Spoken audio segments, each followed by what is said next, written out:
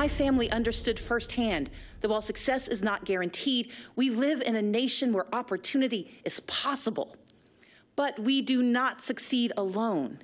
In these United States, when times are tough, we can persevere because our friends and neighbors will come for us. Our first responders will come for us. I stand here tonight because I hold fast to my father's credo.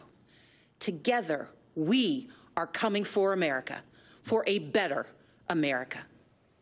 Late tonight, Democrats are saying they were right to take a risk in handing this response to Trump, to Stacey Abrams, arguing that even after narrowly losing her race for governor of Georgia in November, she shows how to battle Trump while offering as well a positive vision. Some saying her political future right now in these late hours is even brighter after that performance tonight.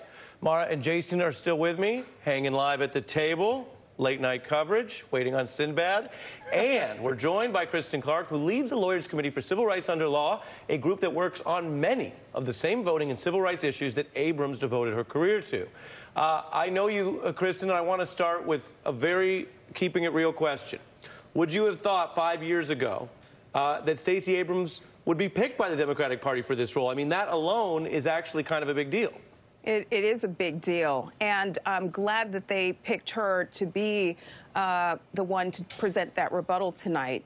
I thought she was a voice of clarity.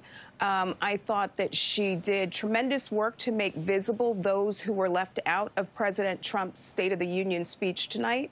I thought she shined a bright light on real issues that infect our democracy that the president didn't touch. She talked about voter suppression. Voter suppression is real, and that is most certainly the truth. She's Exhibit A in voter suppression that was rampant last year across Georgia, and that is rampant. Let me play some of that for you for further response, because what you're talking about, what your group works on, what she was working on, is these problems in these crackdowns on voting, often targeting minorities as well as the poor and elderly.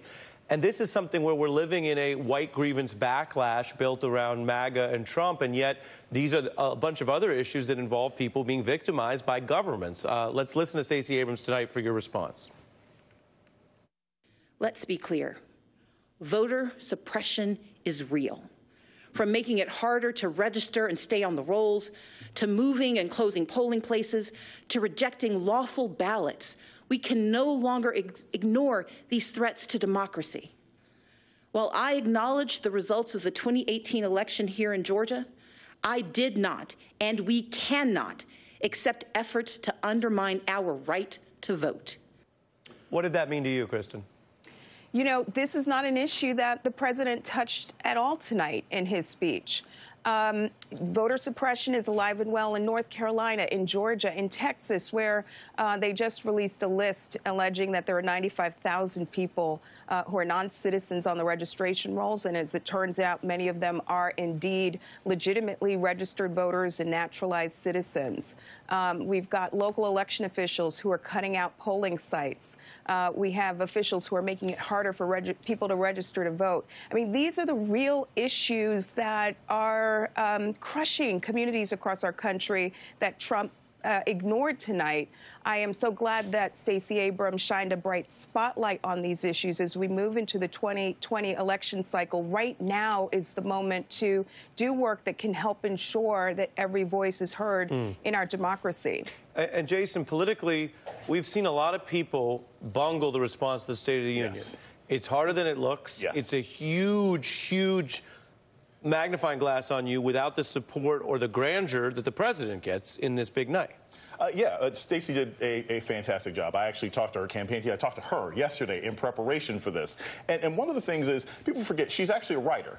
And she's been at the state level, so she's been talking to people on a regular basis. And there were so many elements to this that I think people got at different levels. I mean, basically, she said, why are you always lying to the president? She said stunt 101 for what he was doing with the shutdown. Like, everything in this was a way to communicate with people at multiple levels. And there were actually several other musical references that she could not fit in because she wanted the time to actually match. She didn't want to go too far in her rebuttal. So was that what she was telling you yesterday? Yeah, that's what she actually told me yesterday. And there were some that weren't in it tonight. And I was like, why was this not there? Why was Can that you not share there? any of them? I cannot share because she may use them for a future speech. That's unfortunately what I cannot do tonight. The moment that was striking for me of her address was when she told the story about how she and her mom and I think sibling went to find her father, who was walking home from his job, and, you know, they discovered him without a coat on the side of the road, and they asked him what happened, and he said, well, I encountered a homeless man, and I gave him my coat because I knew my family would come for me.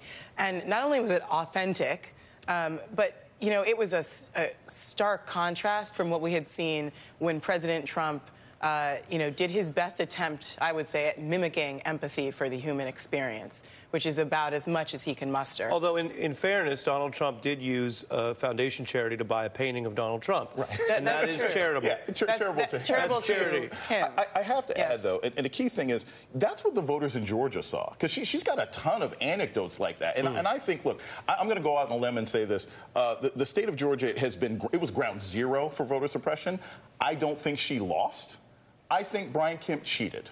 I've always felt that. There were so many problems in that election. And I think the end result, it's a very rare instance where you have a candidate who did not win an election, because I won't say I think she lost, did not win an election, and who was fought for it, and her popularity has gone up in the state. No one there calls her a sore loser. There is a bipartisan caucus, Republicans and Democrats in Georgia right now, for voting rights. They had 8 Republicans show up. So clearly that message is something that resonates across party lines, and I was really impressed with. Well, it goes to the heart of who is a citizen. Who gets to be a part of this experiment? I got to fit in a break. Kristen Clarke, thank you for joining us. Panel stays coming up.